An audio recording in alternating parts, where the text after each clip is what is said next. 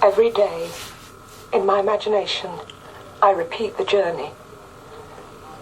Walking with my bridegroom through the rain, past the stone dog and the weeping willow, to that terrible place. The place where I spend all my days now. Surrounded by my subjects. Here they all are, Martin. Sleeping killers in their glass cases. The leathery corpse with a gaping mouth preserved for centuries in peat. The shriveled mummy with the bad teeth. When did you last taste anything, old lady? And here I am, cobwebbed on my great throne. Their queen. The queen of the dead.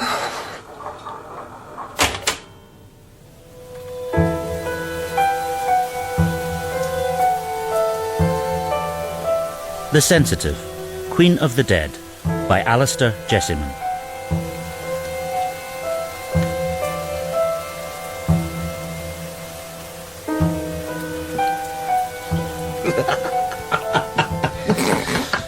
So why did you change the title? Oh, it just sounds better. The Glasgow voice. More democratic, the voice of the people. Power to the people. And when's the launch? 4 weeks away. We better get our fingers out, Rich. Do we really need another bottle, Cat? Glass, Richie? Don't mind if I do. Thomas, your glass. Yeah, there you go. And what's your role, Richie? My underling. Politics and religious affairs. You ever had a religious affair? Well, once, briefly. 10 minutes of passion with a priest in Kelvin Grove. How did you know he was a priest? He was very keen to get me on my knees. You coming to the launch party, Tommy? Tommy has antisocial tendencies. Oh, fair enough. Well, Sophie, good plonk, by the way. You heard from Guy yet? No. The boyfriend's abroad, Tommy, sowing his wild oats. Not even a postcard. Where did he go anyway? Canada. Canada? Doesn't it make you a bit insecure? An open relationship like that? Well, I'd be happy to tie the knot, you know, but Guy's not like that, really. You busy on anything at the moment, Tommy? No. Oh, people just don't have the money these days. There's a friend of mine, Sheila. Sheila Donovan, Cat. Same year as us at uni, remember? Yeah. Lives over Laing Sideway with her dad. No, actually, her dad died a couple of months ago. Oh. Well, the thing is, she's very keen to meet you, Tommy. Now, she's heard about you and, well, she's got money. Should pay. What's it about? Well, I'd let her explain. But she was clearing out her dad's things and she found some stuff that's really freaked her out. She wondered if it would be okay if I gave her your number. Yeah, all right. I've been very worried about her. I was thinking of inviting her over for dinner sometime. Maybe you'd both like to come too? Aye. It'd be nice to see her again. Top up, Richie? Oh, please. Happy days? Aye. Happy days.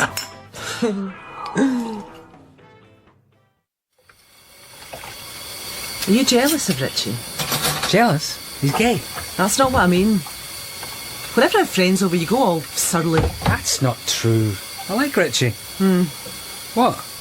What? I can't be like your mum, Tommy. Oh, what's that meant to mean? I don't want us living in one another's pockets all the time. Well, neither do I. Look, I said I'd stop phoning you at the office. It's just kind of boring at the moment. No work.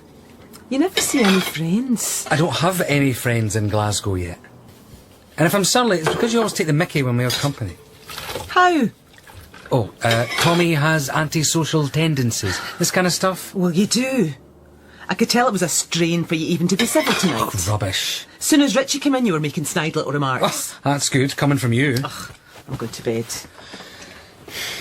Cat. What? Look, I'm sorry. I love you. I wish you wouldn't keep apologising whenever we have an argument.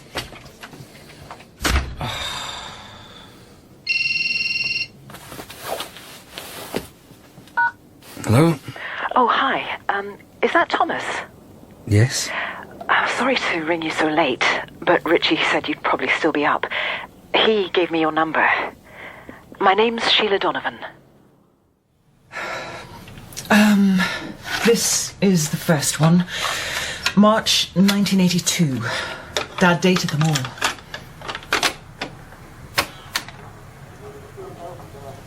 Where am I? I asked him. You are in my belly, he answered me. I have swallowed you. Who are you? I asked him. I am he who devours suns, destroys galaxies, he answered. I am he who negates. I am the anti-life, the fruitless womb, the shrieking emptiness. What is your name? I asked him. My name is Love, he answered me.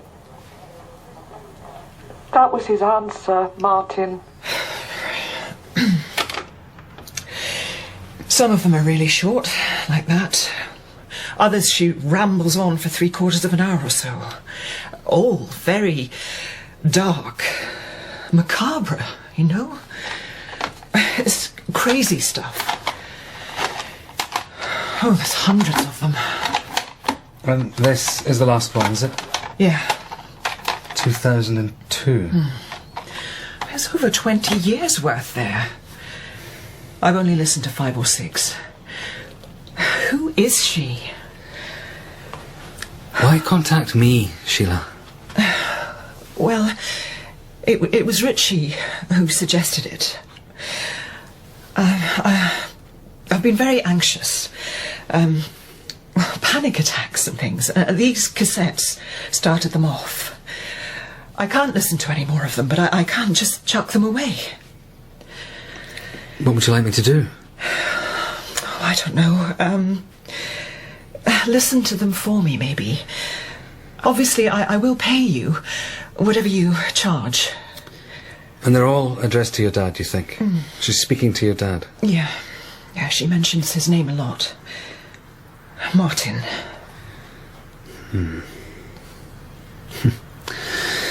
He liked his books, your father. It's quite a library. Yeah. Well, Dad was an academic. He was a professor of English literature. Yes. He was passionate about books. No. I could happily spend a month or 2 in here. Yes. He died a couple of months ago. It was very sudden. And I found the cassettes in the cupboard there when I was clearing things out. Maybe she was one of his students. There was a sheaf of poems with the tapes, but no name on them. I always felt there were things Dad was hiding from me. I think that's why I found the tapes so distressing. The first one I listened to, I had this huge wave of panic. You see, I wonder if there are things here that I've been dreading. What kind of things? Oh, I don't know. I mean, it's not even rational. I'm sorry. I wonder if you should listen to them yourself, Sheila. Not now. No, I can't. I find them so disturbing. I mean, that first tape, I just had this horrible, horrible feeling. Why did Dad keep them all? Label them all like this? Perhaps you could find out who she is, her connection with my dad. You sure you want to know? No. No, I'm not sure. I really miss him. That empty chair. Oh, he loved this study. I like the little portrait. Oh, my mother, that was his favourite painting of her. She died years ago in a stupid accident. Dad never really quite recovered. Yes, I need to know who she is. Do you think you might be able to help?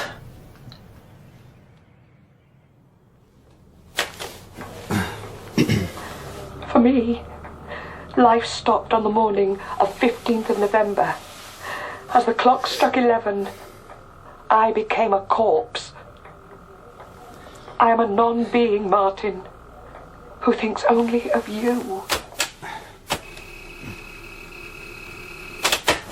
Stopped on the morning of 15th of November. As the clock struck 11, I became a corpse. I am a Morning of 15th of November. As the clock struck 11, I became a corpse. I'm a non-being, Martin, who thinks only of you. Hi, Tommy. Hi. Sorry I'm so late. It's okay. So much to do. You want a drink? I might just go straight to bed. You getting there? Getting there. What have you been up to tonight? Oh, I spent the evening listening to these cassettes. Oh, God. No, they're quite fascinating, Cat. Quite mad, but whoever she is, she's a bit of a poet. The whole sheaf of her actual poems here, too. A very accomplished poet, I reckon. If a bit dark. Uh-huh. When I listen to the tapes, I keep getting this scenario. Really strong. I have this image of a woman smiling. A strange old building. Oh, Tommy, I'm sorry. I really need to crash. Oh, it's okay. I'll see you in the morning, eh? Night, Cat. Night. Weird old building. A storm outside. A woman standing at the top of a steep staircase. Smiling. Like that little portrait in Sheila's dad's study. But now, she cries out. She's falling.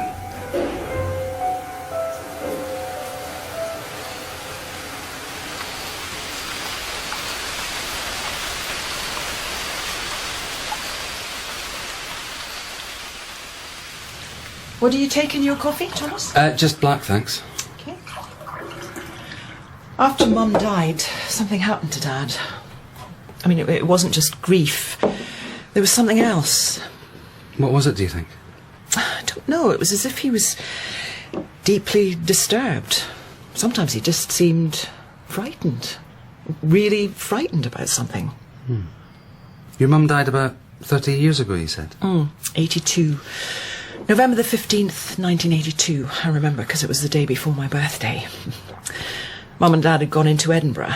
Dad to the rugby. Mum doing shopping and culture-y things. Oh, it was a stupid accident.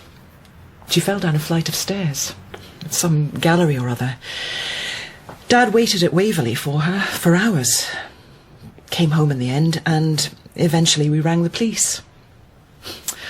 She bought me this beautiful dress. I remember it all so vividly. It was a horrible, rainy day. I'm sorry about your last visit. I was so nervous. I was just so wound up. It's made a difference, you having the tapes. Cheers. Cheers.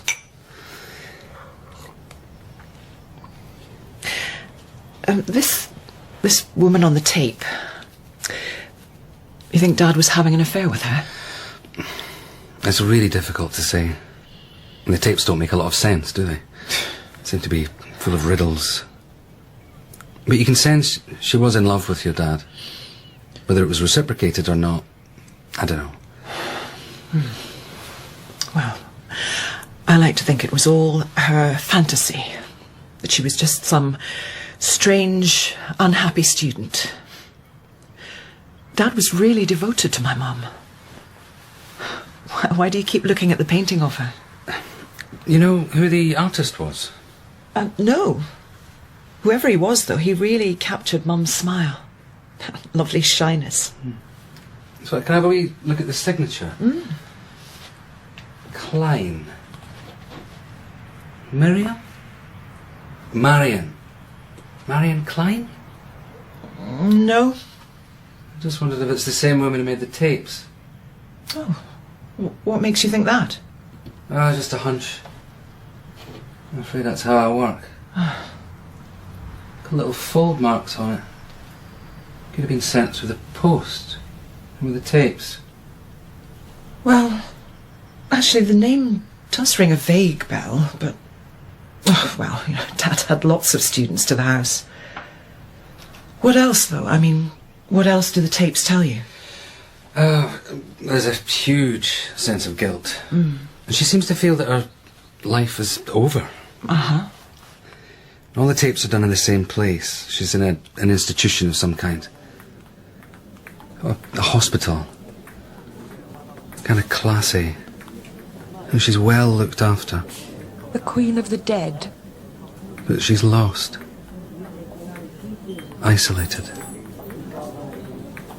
Haunted. For me, life stopped on the morning of 15th of November. Thomas? Are you okay? Oh, sorry. How many of the tapes have you listened to? Quite a few. There's one I keep coming back to. It's just something about it. What? Oh, I just get a very strong vibe from it. She's quite a poet, in a way. This one, she calls herself the Queen of the Dead.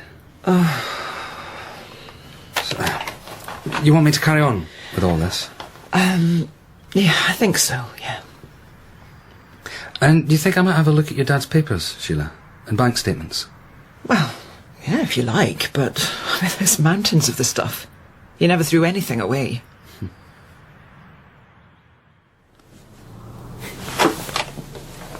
Past the stone dog and the weeping willow. To that terrible place. The place where I spend all my days now. Stone dog. Stone dog. The shriveled mummy with the bad teeth. When did you last taste anything, old lady? And here I am, cobwebbed on my great throne. Their queen. The Queen of the Dead.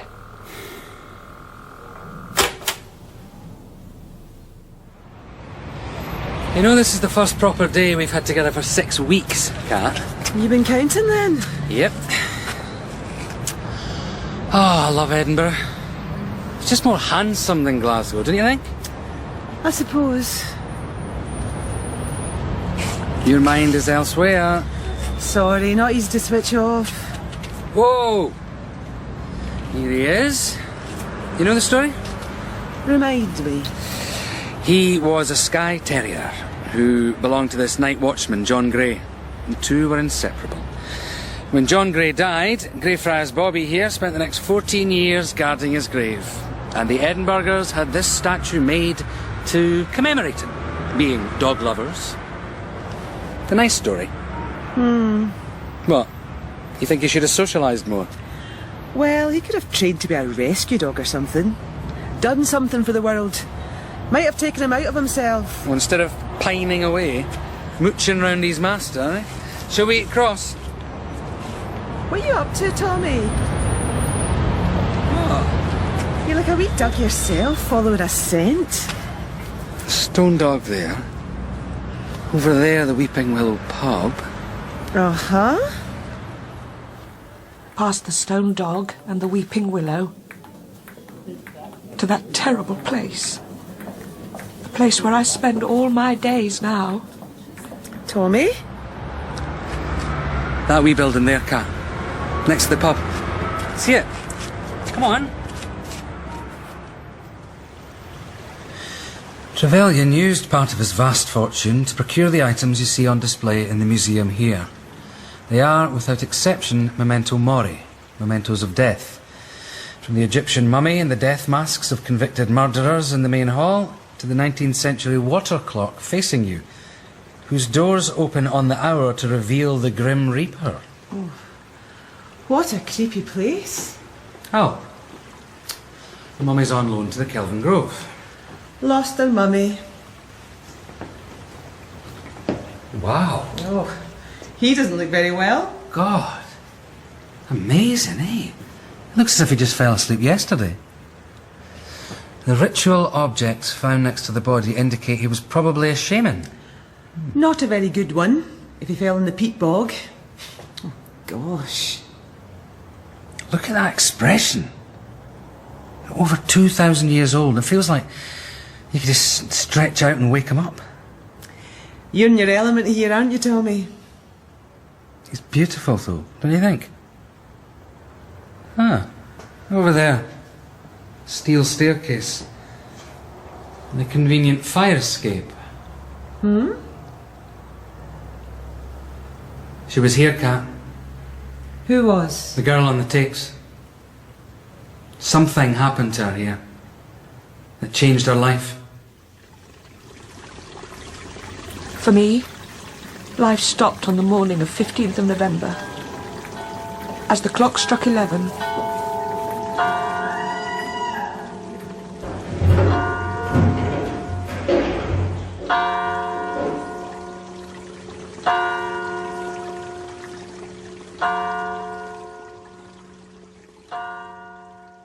Oh, thank you for a lovely evening, Richie. Well, thanks for coming, Sheila.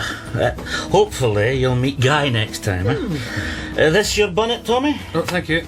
Any word from Guy? He's staying on an extra fortnight in Quebec. He's probably met some French boy with a nice cardigan. Where's this taxi? I can't see why I shouldn't drive. Kill us 10 times over. State you're in. Stay I'm in. Come on, girls. You've been sniping at each other all evening. Love and sniping, love and sniping. Get your coat on. It's only got one sleeve. But see you at the launch, Sheila? Oh, yes. I'm not going to the launch. I have antisocial tendencies. Oh, you must come to the launch. Did you know? This is very interesting. That 95% of murders are committed by a partner or a lover. Why did you say that, Tommy? Oh, he just made it up. No, it's true. Love brings out the worst in people. I've been listening to 4 shoeboxes of cassette tapes that prove my very point. Be quiet, Tommy. But she knows what I'm talking about. I mean, you were fuming all evening. Tommy. Fuming at him. Over there in Canada. The things going on in your head tonight, Richie. It was like watching the DVD Reservoir Dogs. Am I wrong? Just get your coat on. I'm sorry, I don't know what happened.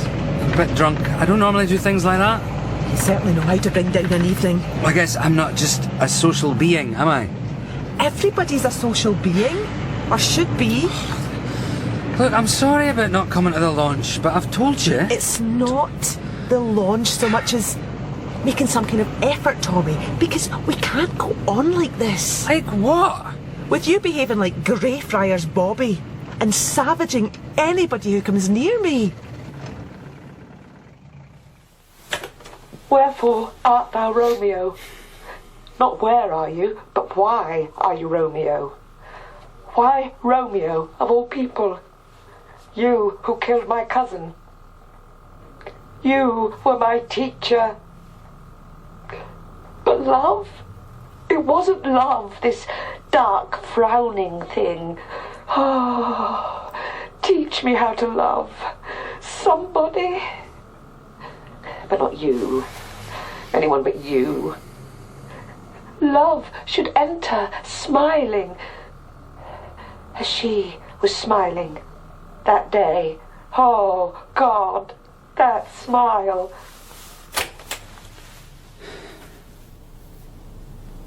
You painted her.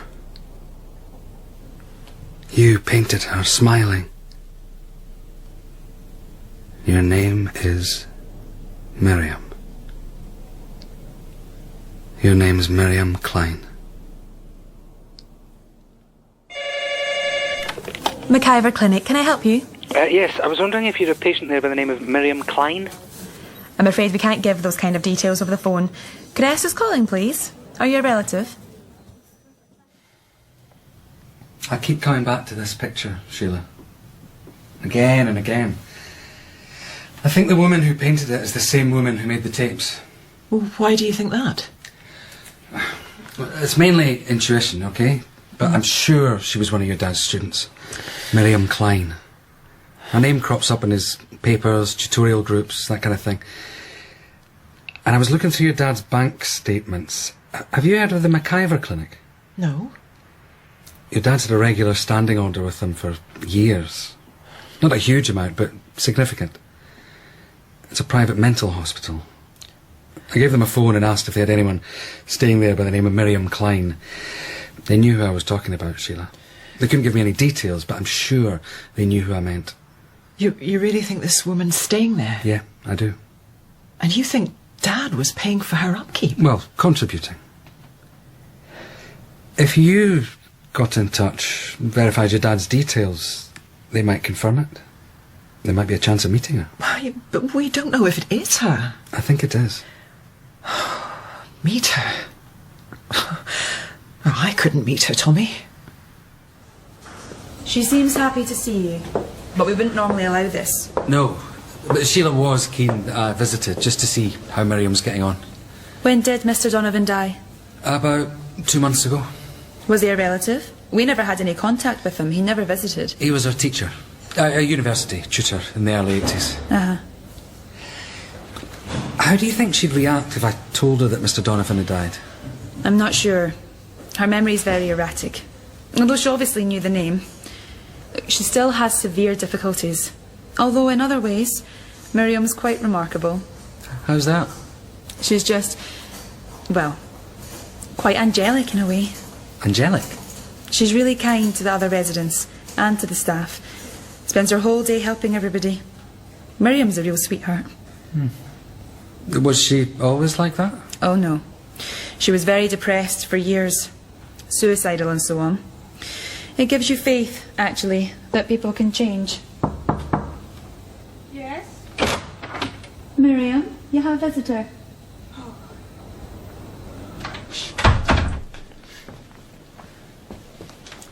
I just came to see how you were getting on. And you're a friend of Sheila Donovan? Martin's daughter, yes. I've got something here, Miriam. Something of yours, I think. Do you remember these? They're poems. Poems? They're very good poems. I think you wrote them. Do you remember writing these? No. Do you write things? Poems, stories? Not really. What's your name? Thomas. Thomas. A friend of Sheila Donovan. That's right.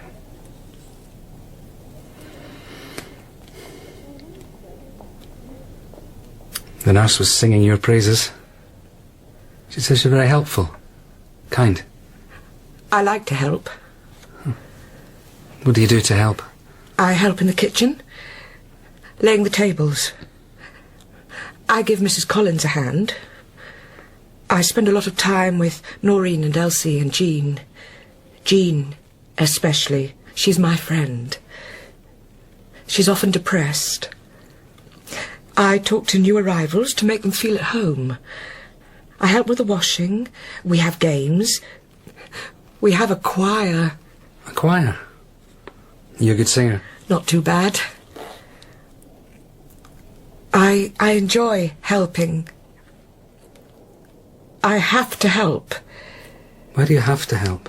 It keeps my mind off him. Who's that? Who you said. Martin. You loved Martin, didn't you? It wasn't love. Wasn't it? Love blesses. So it wasn't love, because love blesses. You'll have to go soon. I have to help with the tea at past. Sure. You paint, Miriam? Yes. Some lovely paintings. Thank you. I painted her once. Who? His wife. Martin's wife. I think I've seen that painting. She has a lovely smile. Yes. She was smiling that day. What day was that? That's why I'm here. What happened that day, I mustn't forget. I wasn't well for a while. It's all right now. But I mustn't forget. Forget what, Miriam? I was very unkind. She was a nice woman. You must be kind. And I've removed it now. I had to. Removed it? It had eaten into my flesh. Even so, one night, I tore it off. What was that? Do you see the postcard?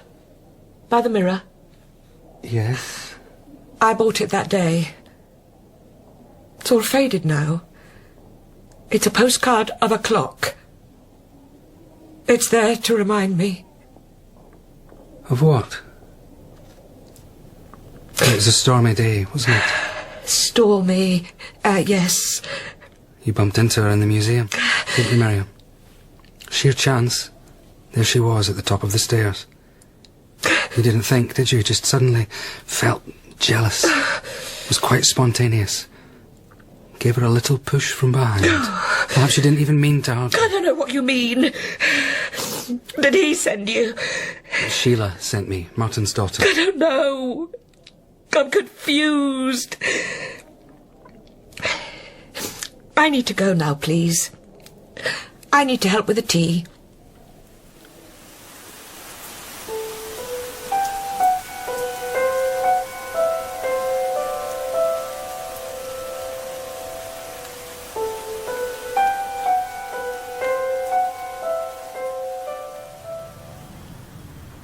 I don't think it was planned in any way. A chance meeting. She saw your mum at the top of the stairs and acted, just violently pushed her, slipped out via the fire escape. Then all this guilt. Felt her life was over, but obviously still obsessed by your dad. Do you think my dad was involved in any way? I don't think so. No, but I mean, do you think he had an affair with this woman? I have a sense that he probably did. Oh, God. She murdered my mother.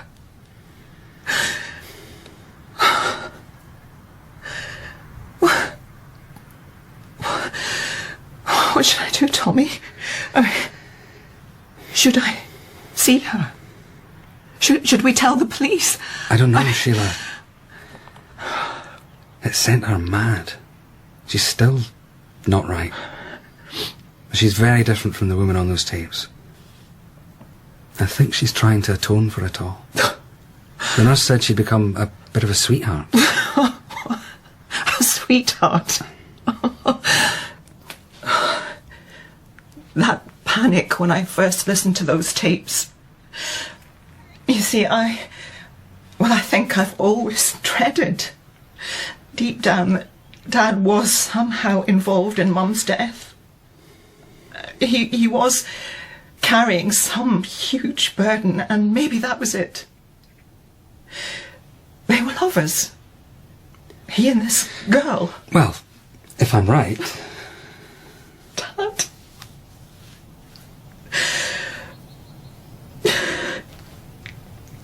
I miss him. I miss Mum too. I always have. I feel very alone sometimes. I like to think that I'm so self-sufficient, but...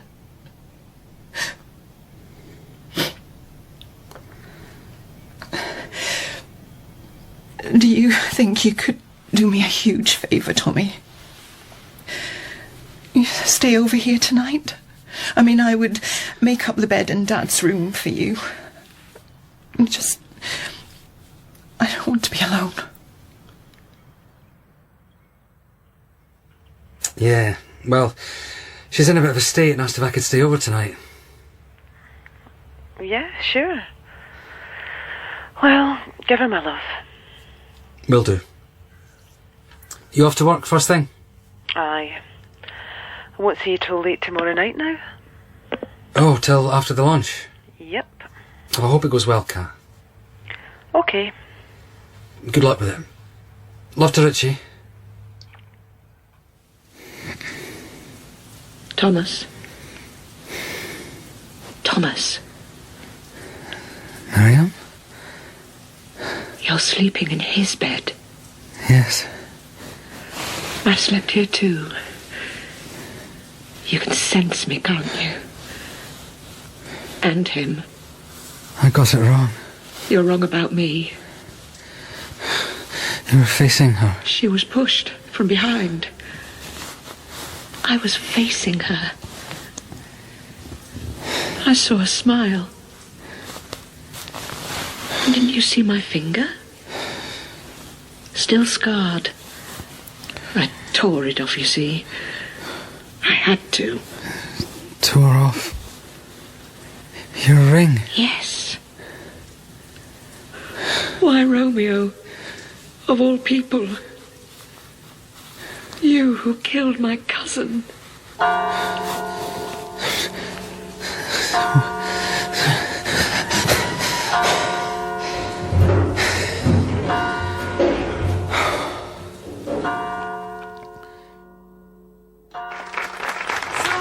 Ladies and gentlemen, if you'd raise your glasses, please. A toast to the Glasgow voice. The Glasgow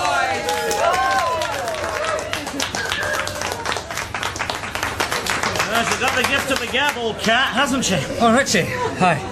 Oh, you came after all. I did, and so did everybody else. You and Kat certainly packed them in. It's a shame Sheila couldn't come. She sounded very upset. She told you? Yeah, the whole thing. Thanks for what you did. Yeah, I'm not sure how useful I was. She appreciates it, I'm sure. Yeah, but I realised last night I got it wrong. How do you mean? There's something I might have to tell her. Something pretty heavy. I just wasn't sure if I should mention it this morning. Right. Oh, look, I'll tell you about it later. You want another drink? No. I think I'll head in a minute. Richie, I'd like to apologise for being so unpleasant to you. Oh, No.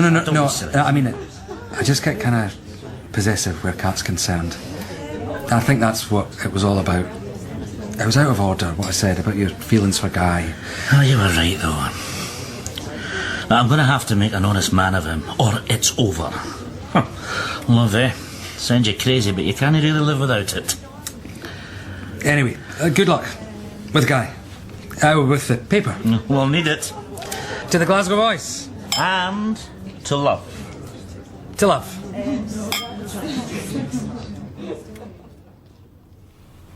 Who drove you home? Taxi. Sorry I didn't stay long. No. Thanks for coming. I really appreciate it. It's all right. I'm just so glad it's over. You did really well. Sorry I've been so ratty recently. Oh, well, you've been really busy. Aye, but it was more than that. I don't know, I just remember my mum and dad, Tommy. They never went anywhere, stuck in the house all day, under one another's feet. It just frightens me, that sort of thing. It frightens me too, if I'm honest. Are you all right? I don't know what to do, Kat. How do you mean? I left Sheila's yesterday morning knowing I'd got it wrong. I had this dream at her place and I realised... What? In the morning a package came addressed to Professor Donovan. I took it. I didn't want Sheila to open it. I knew what would be in it, you see. What? A ring. I think perhaps Sheila's dad and Miriam had some kind of understanding. They become engaged even. And there's this cassette tape. A last cassette.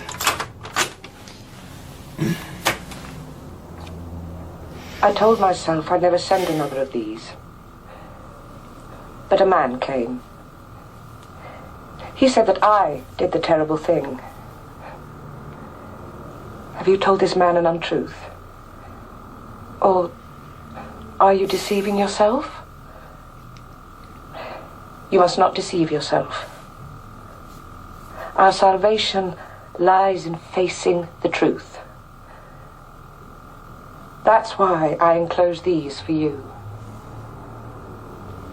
You must never forget. May God bless you and keep you.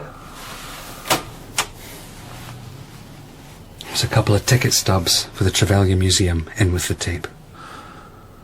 It wasn't Miriam who pushed Mrs. Donovan down the stairs. It was her husband.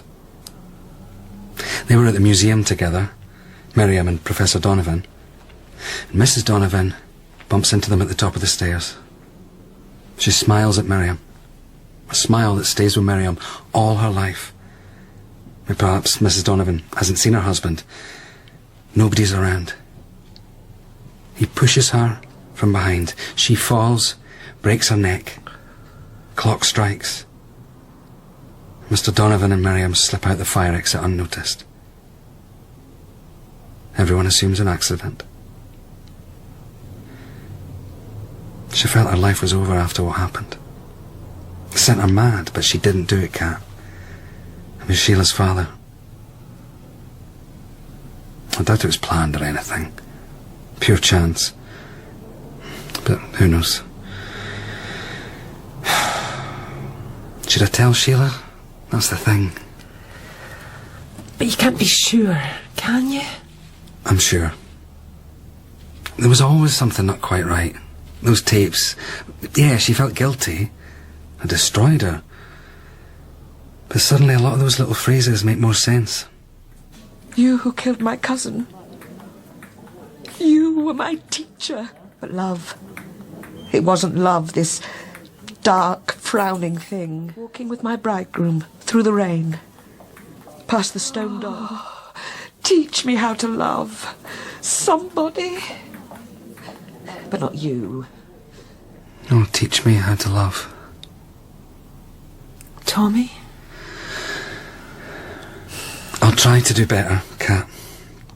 You know, you and me. Come here.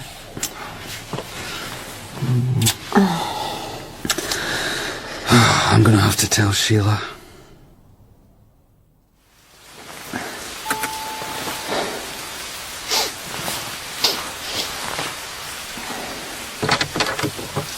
Thomas! Oh, you're soaking. I need to talk to you, Sheila. Come in, quickly.